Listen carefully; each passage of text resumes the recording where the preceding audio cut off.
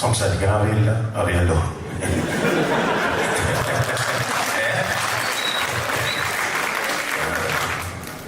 ലൈഫിൽ നടക്കുന്ന ചില സംസാരിക്കാൻ അറിയാമെങ്കിലും നന്നായിട്ട് അഭിനയിക്കാൻ അറിയാം.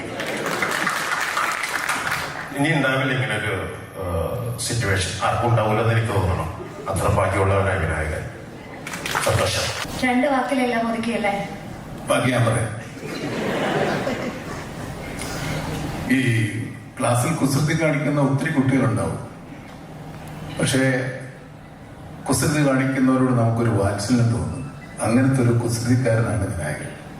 വിനായകൻ ഒരുപാട് കുസൃതികൾ കാണിക്കുമെങ്കിൽ ഒരു വാത്സല്യം നമുക്ക് എല്ലാവർക്കും ഇയാളുടെ സിനിമ കാണുമ്പോൾ തോന്നിപ്പോ ഇത് നമ്മളല്ലാതെ കാണുന്ന വിനായകനാണോ എന്ന് തോന്നി. പക്ഷെ അല്ലാത്ത കാണുന്ന വിനായകനും ഇതിനേക്കാൾ നല്ലതാണ് ശരിക്കും കാണാൻ.